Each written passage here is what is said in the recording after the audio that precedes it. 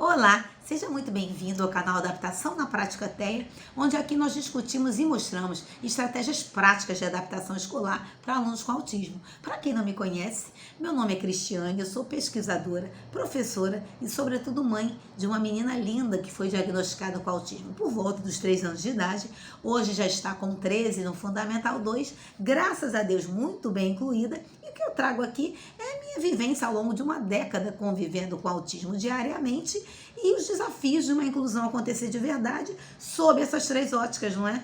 E o nosso tema de hoje é o que o terapeuta precisa fazer na escola.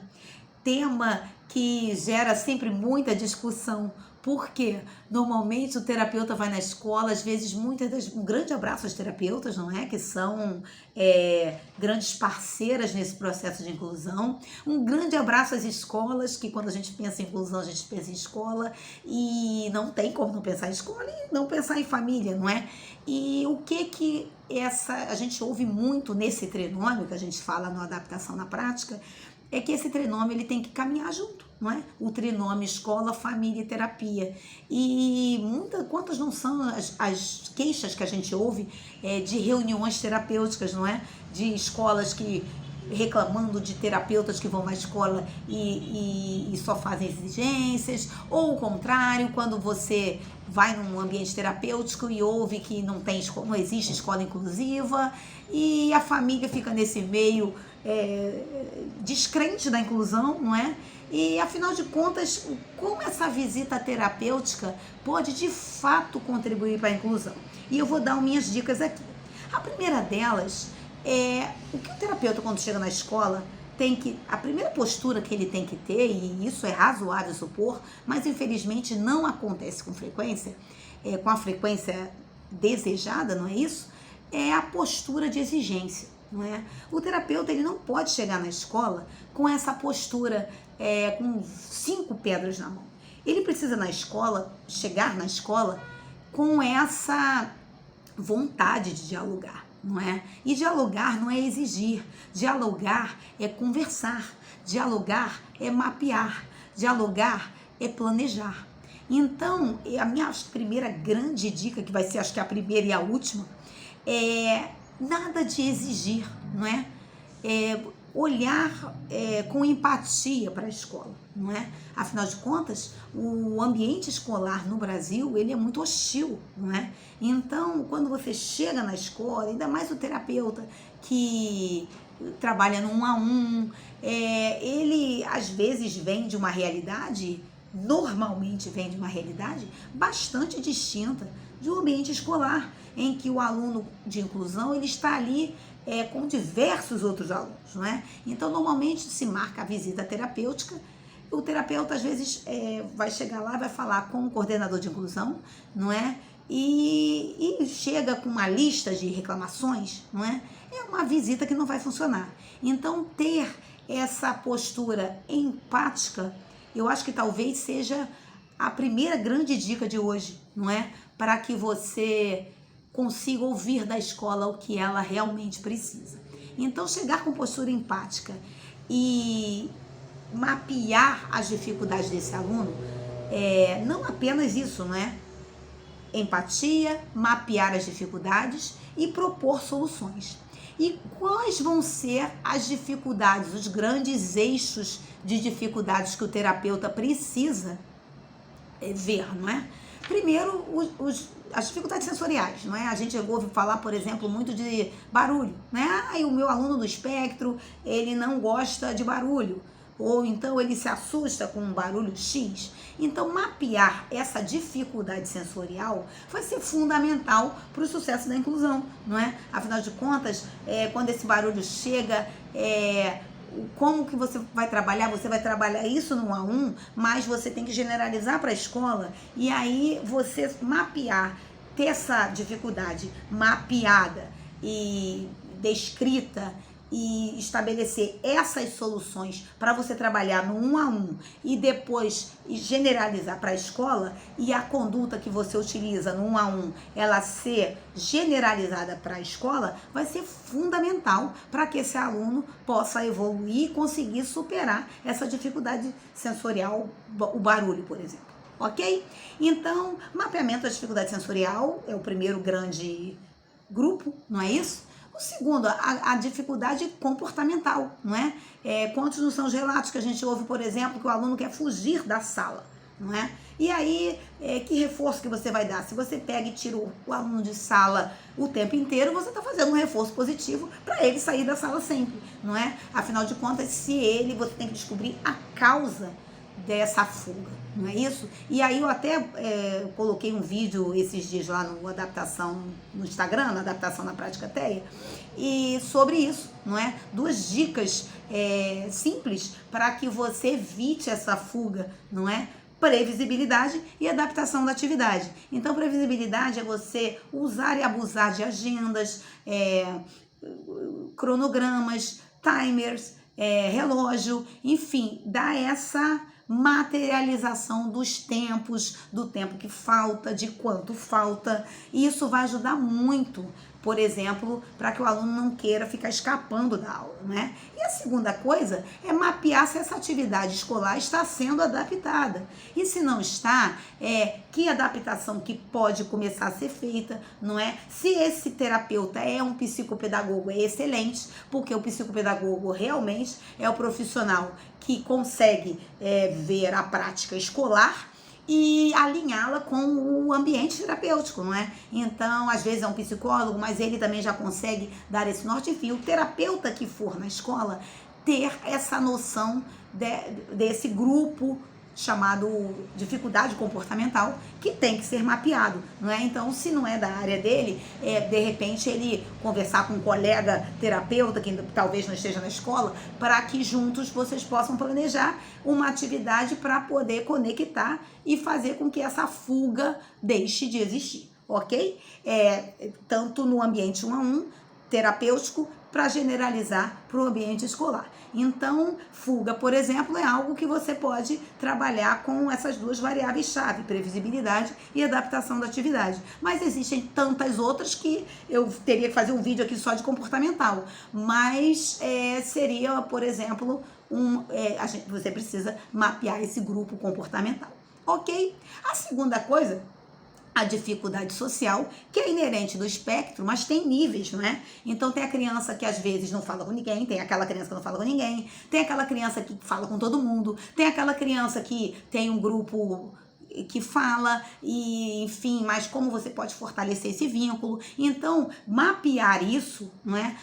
Mapear a questão, o grupo social, não é? Essa dificuldade, a criança tá ali no grupo, todo mundo abraçou, tem um grupo que abraçou mais essa criança, mas ela não consegue, por exemplo, sustentar o diálogo. Então, estabelecer no ambiente terapêutico, por exemplo, um fortalecimento desse diálogo, o aumento do tempo desse diálogo, para que ela consiga sim estabelecer esse diálogo dentro da escola, ou seja, sair do 1 a 1, desculpa o barulho, e ir para generalizar para a escola, ok?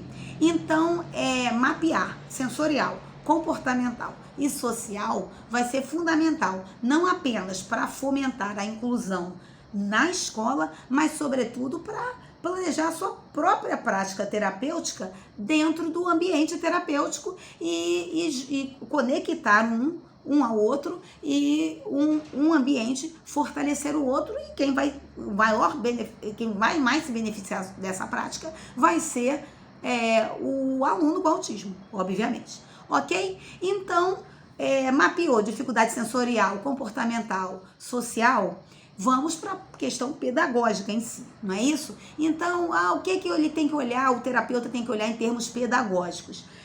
Em termos pedagógicos, eu começo sempre pela avaliação de o ano escolar que o aluno está, não é? Descobrir aonde ele está, não é? Dentro desse mapeamento pedagógico, não é? Então, avaliação se ele está alfabetizado, se ele não está, avaliação da alfabetização, do nível de leitura, de escrita e de interpretação, não é? Isso ao longo da trajetória escolar inteira, não é? Então, ver se a escola fez um PEI, se ela não fez, se propor ajudar nesse PEI, porque afinal de contas o PEI, assim, o grande problema do PEI é que o PEI não tem um modelo assim padrão ouro.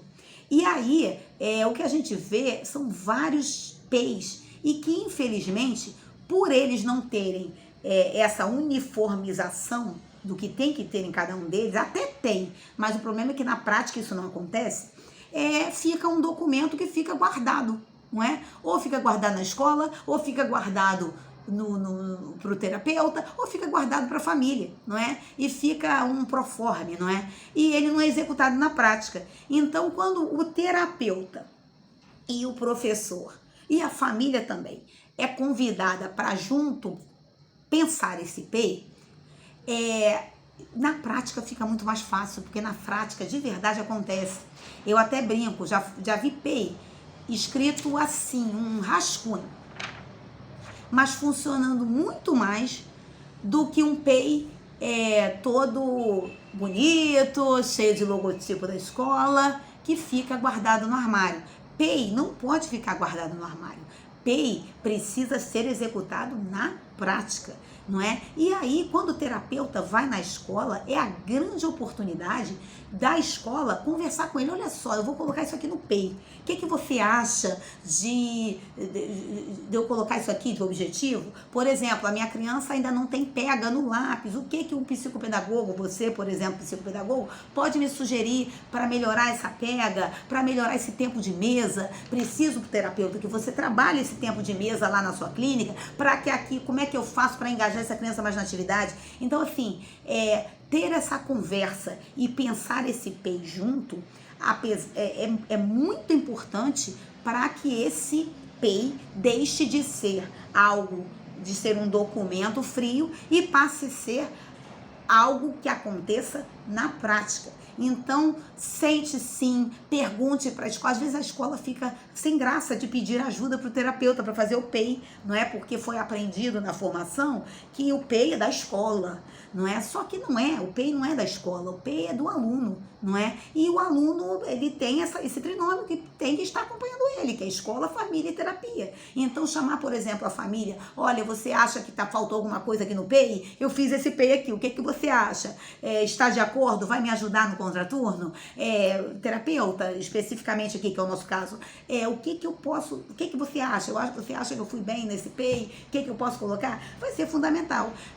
Bem como também colocar lá essa avaliação de leitura, escrita e interpretação, que vai ser o marco para você começar a fazer as adaptações. Então, conversar com essa escola sobre o PEI vai ser fundamental, ok? Perguntar se não precisa de uma ajuda, vai ser fundamental essa parceria, ok? Então, tirando o mapeamento das dificuldades e da proposta de soluções e auxiliar no PEI, qual vai ser o terceiro passo, não é?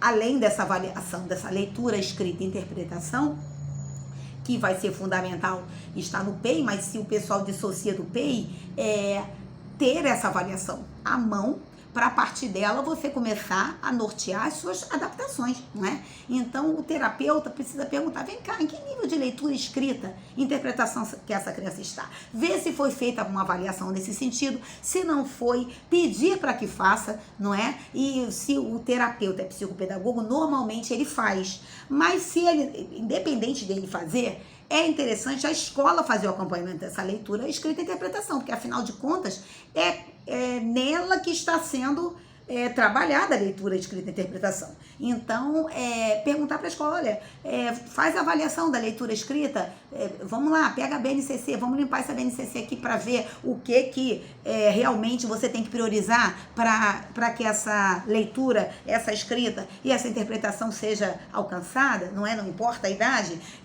sempre repito isso aqui, que o grande objetivo é a autonomia. E um indivíduo, para ser autônomo e se ele está no ambiente escolar, já foi provado, é provado que esse indivíduo alfabetiza. Então,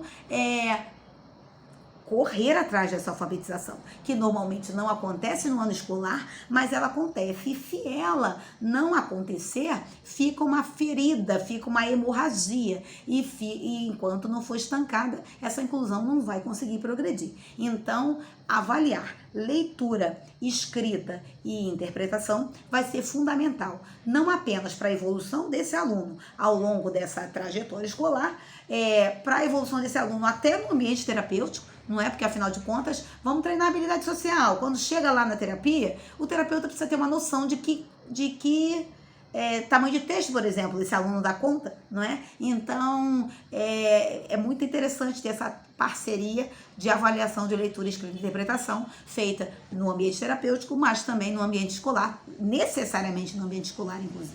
Ok? Avaliação disso para nortear o quê? As adaptações. Então, por exemplo, se eu mando um mapa mental, se esse aluno ele não está alfabetizado, não adianta eu fazer mapa mental escrito, não é? Então, como é que eu vou fazer essa adaptação? Então, eu preciso saber o nível de leitura e escrita que esse aluno está. Ok? Então, mapear isso, ver se está sendo feito, ver se concorda com o que você faz em sala. Muitas das vezes você vai, em ambiente terapêutico, muitas das vezes você vai se surpreender com o que a escola fala, não é? Normalmente, fica também esse medo da escola achar que não tem que fazer que a avaliação do espectro é uma avaliação diferente. A avaliação de leitura escrita, você vai colocar uma frase para o aluno ler, vai colocar uma palavra para o aluno ler. Os steps para se chegar nessa alfabetização, eles não vão ser diferentes do aluno neurotípico, não é? Mas precisa ser acompanhado. E também existe essa crença de que é algo de outro mundo, essa alfabetização é algo de outro mundo. Claro que tem as técnicas de limpeza sensorial das atividades, mas nada de outro mundo, não é? É algo que com treino, modelagem, repetição e conversa e diálogo vai acontecer se for mapeado, avaliado e acompanhado, ok? E tirando isso, após essas avaliações, descrever e fortalecer as habilidades deste aluno, não é? Afinal de contas, quando a gente vai numa reunião terapêutica, de uma visita à escola, a gente tem que, sobretudo, dizer para a escola que esse aluno, ele consegue, não é? E muitas das vezes a gente chega na escola, o terapeuta chega na escola, falando só dos problemas, não é? Falando que o aluno não alfabetizou ainda, que o aluno está atrás, que o aluno tem que correr, que a escola tem que fazer não sei o que lá, e às vezes se esquece de falar o que vai ser fundamental para surpreender a escola, para auxiliar essa escola e, sobretudo, para ajudar nessa adaptação, não é? Por exemplo, quando você diz que o seu aluno do espectro, o forte dele é o pareamento de tabelas, é o pareamento de imagens, com base nessa informação, a escola, por exemplo, pode fazer uma adaptação, ou montar junto, você monta uma adaptação junto com a escola, dá um modelo de adaptação para a escola, leva o que você trabalha no ambiente terapêutico para a escola ver na prática como pode funcionar, não é isso?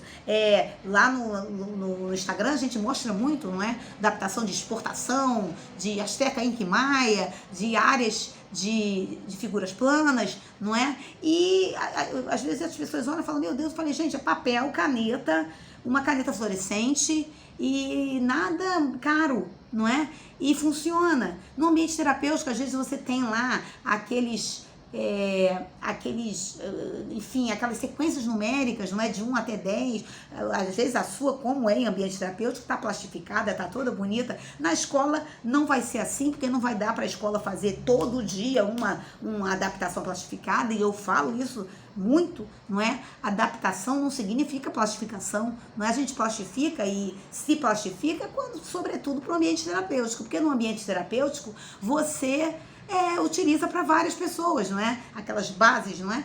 Sílabas, palavras, tipos de letra. Então, normalmente é plastificado, é feito no material mais resistente, mas não há a menor necessidade de um material adaptado ser plastificado, não é? Não existe a menor necessidade. Existe para ele se manter mais no ambiente terapêutico. Mas no ambiente escolar, Não necessariamente. Então, tire esse estigma, por exemplo, não é? Que eu, particularmente, quando eu comecei a entrar nesse mundo de adaptação, eu achava que tudo tinha que ser adaptado, não é?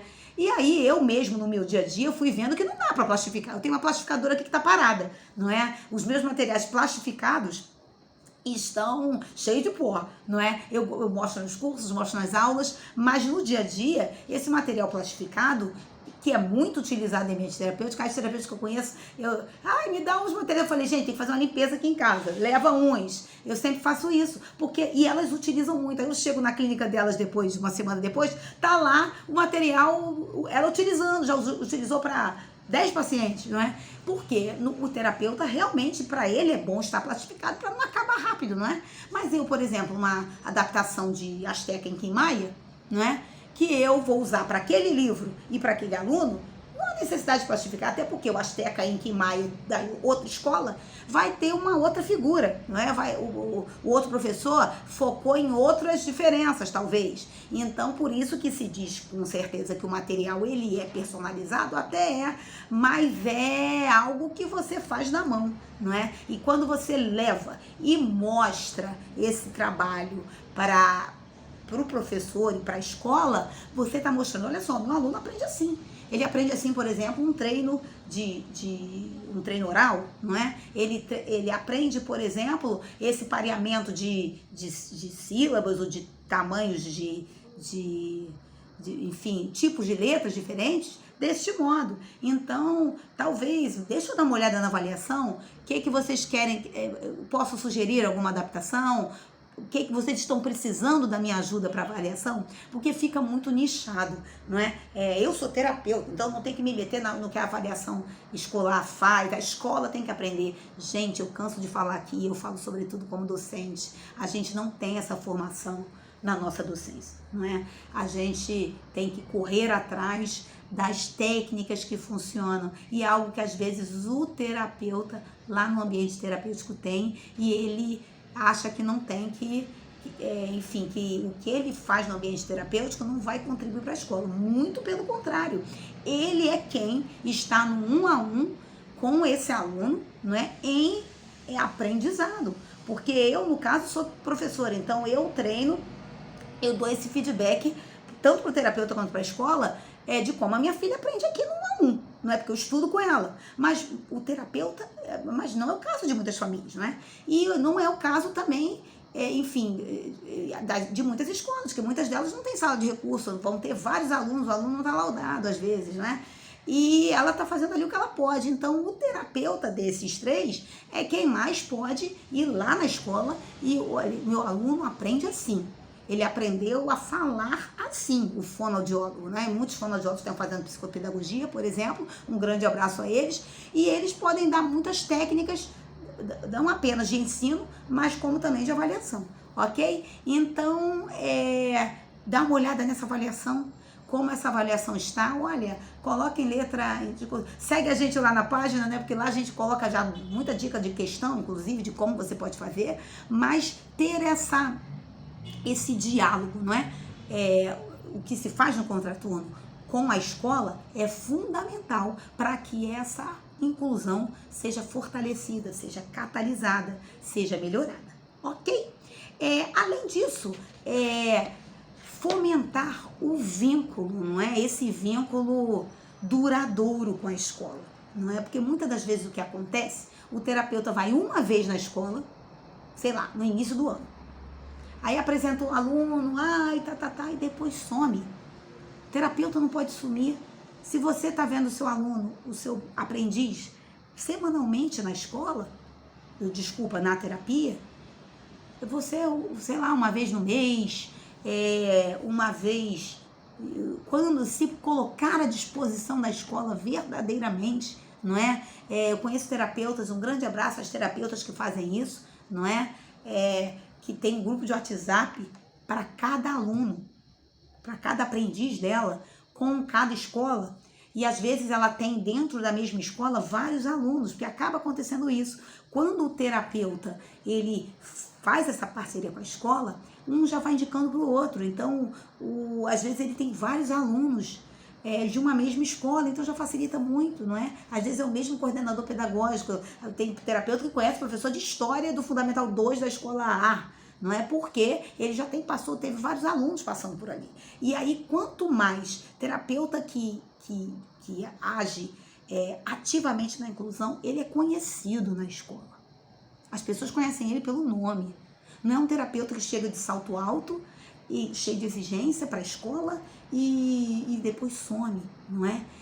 O terapeuta que vai de fato agir ativamente no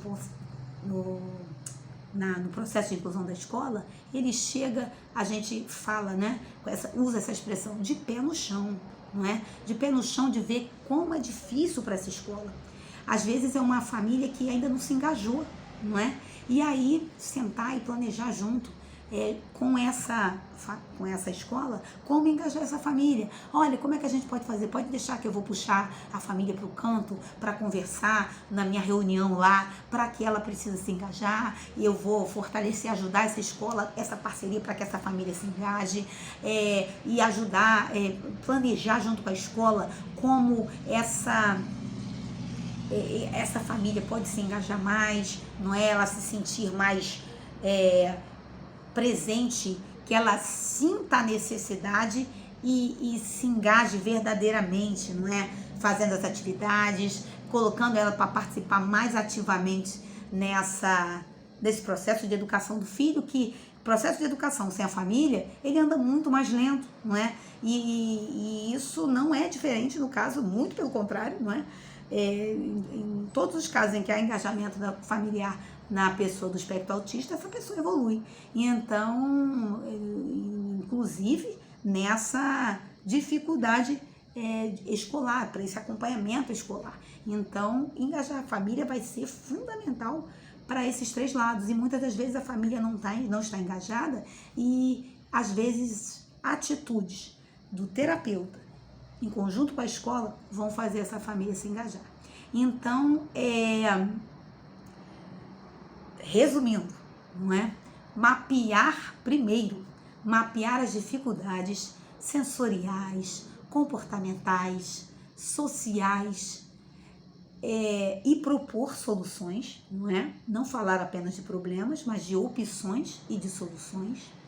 Segundo, auxiliar nesse PEI, nesse planejamento, conversar com essa escola, tanto dos desafios pedagógicos, quanto com os desafios, assim, para que esse PEI tenha planejamento, metas, objetivos, não é? A gente vê muitos PEIs muito discursivos, PEIs só descrevendo as dificuldades e PEIs sem meta, não é? PEI é planejamento. Planejamento exige o quê? Avaliação e meta, aonde se quer chegar. Então o terapeuta às vezes olhar para esse PEI e falar, vem cá, e aí vamos traçar uma meta aqui, daqui a um mês, se a criança está lendo 5 palavras em 1 minuto, ela tem que ler 7, vamos botar essa meta aqui, para na prática a gente correr atrás, você corre atrás aí, que eu corro atrás aqui, não é? E aí às vezes num grupo de WhatsApp juntos vocês vão conversar, ou planejar essas reuniões terapêuticas não tão espaçadas, vai auxiliar muito nesse processo para atingir esses objetivos, não é? Então, ter esse PEI, auxiliar nesse PEI e acompanhar a execução desse PEI, não é? Não no sentido de criticar, mas no sentido realmente de auxiliar essa inclusão. Ok? Terceiro, monitorar avaliar, não é? Tanto as práticas e o nível de leitura, escrita e interpretação, como as adaptações, não é? Então, vamos lá, pega a prova da turma, vamos ver se o aluno dá conta. O aluno dá conta, o aluno não dá. Eu sugeriria isso.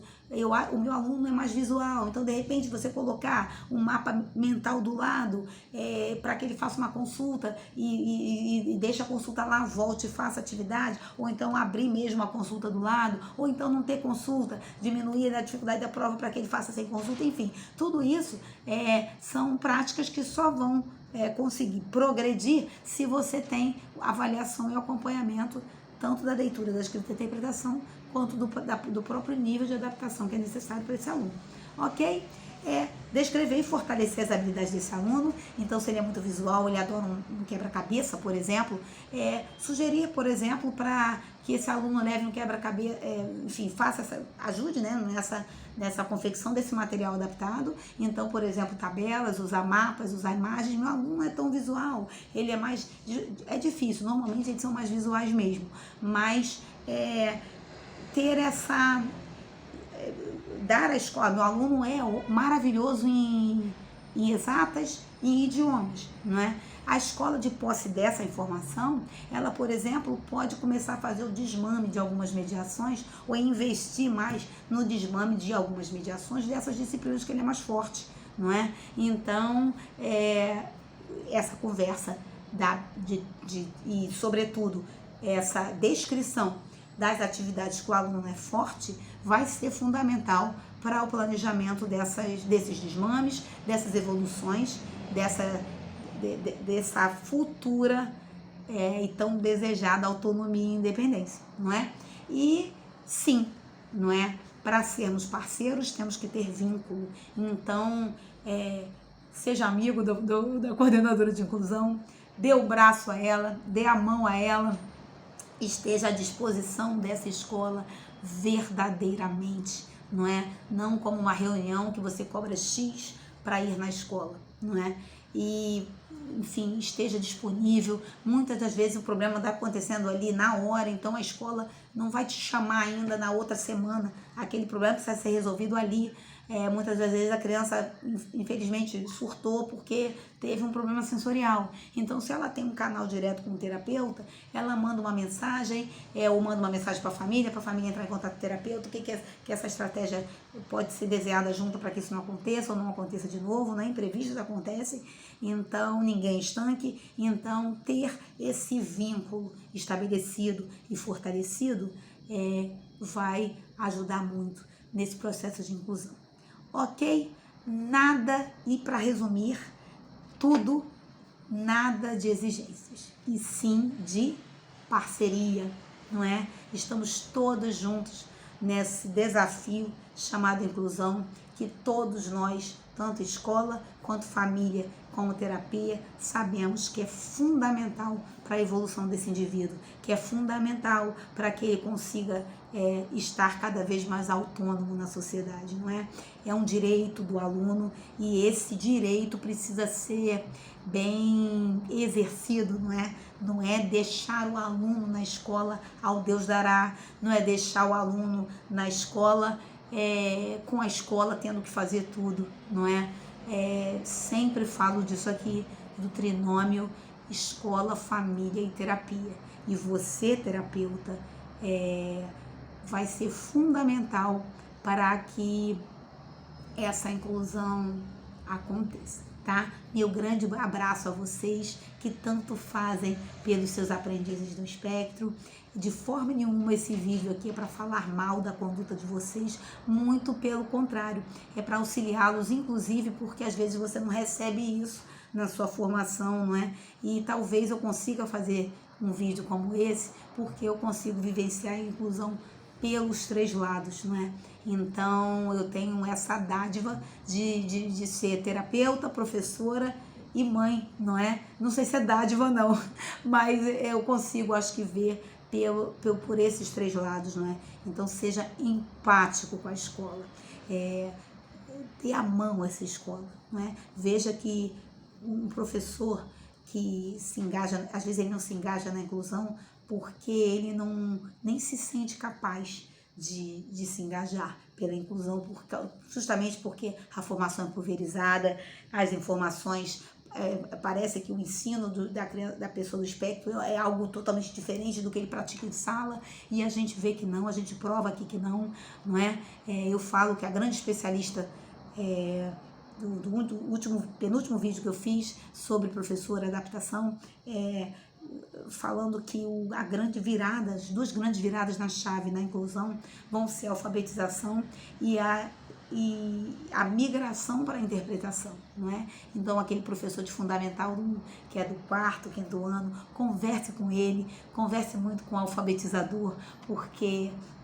se você consegue, ao longo da trajetória escolar, fazer com que o aluno alcance as suas metas de leitura, interpretação, alfabetização, você já está com grande parte dessa autonomia escolar e, sobretudo, para a vida conquistada. Tá ok? Meu grande abraço a todos vocês. Me siga, muito obrigada pelo feedback que eu tenho recebido lá no canal, tanto aqui no canal Adaptação na Prática TEA, quanto lá no Instagram. Professor manda dúvida, terapeuta manda dúvida, vocês são maravilhosos e meu grande abraço a todos vocês. Fiquem com Deus.